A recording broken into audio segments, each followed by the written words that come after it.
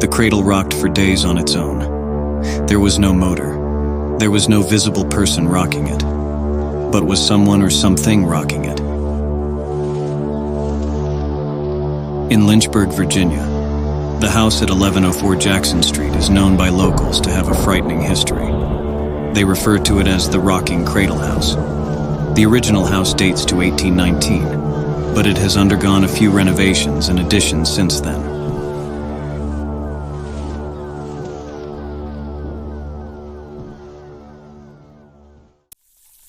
In 1937, a woman with the Works Progress Administration by the name of Susan R. Beardsworth interviewed Trueheart Poston, who was the son of the owner at the time.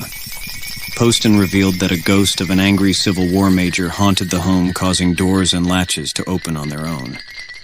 Poston also relayed that a tenant of the house saw a woman dressed in old-fashioned attire standing at the top of the stairs. Yet no such woman resided in the house.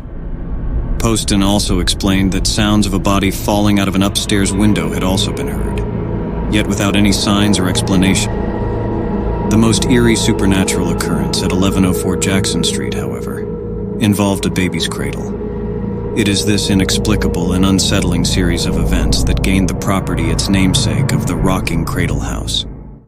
Ms. Beardsworth's report reveals that in 1834, a Reverend William Smith rented the home with his wife Laura and baby.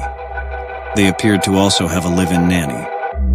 Reverend Smith came home to the nanny in hysteria. The cradle that held his baby had been rocking on its own for hours. As the account goes, Reverend Smith ordered the cradle to stop rocking in the name of Beelzebub, which is a nickname for the devil. Upon this command, the cradle stopped rocking. In what appeared to be an effort to determine the cause of the rocking, Smith ordered Beelzebub to rock the cradle again.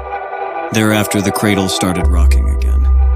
Neighbors and friends stopped by to witness the disturbing occurrence. Local members of the Methodist Church were also reported to have visited the cradle in an effort to determine the cause of the rocking. They moved the crib to different rooms of the house to see if that would cease the rocking, but it did not. After a month of rocking, the cradle suddenly stopped and remained still. However, tragedy followed the Smith family after this incident at 1104 Jackson Street. The Smiths' baby girl who rocked in the cradle died as a young child. A few years later, Laura Smith then gave birth to another daughter, who also died as a young child. It appears that Laura Smith also died soon after the birth of this child.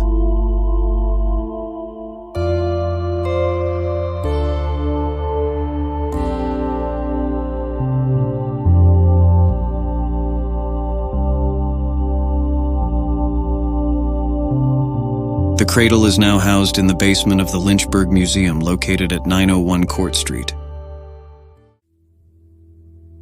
It's encased behind a glass wall, similar to the way Robert the Doll is displayed at the Fort East Martello Museum in Key West, Florida.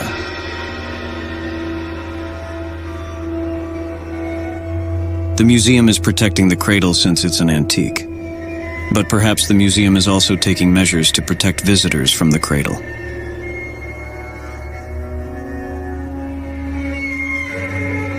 The Lynchburg Museum openly provides information on its website and in its museum about the history of the Rocking Cradle House and the haunted cradle. So, fellow horror fans, if you're in Southern Virginia, you might just want to stop by Lynchburg and take a look for yourself.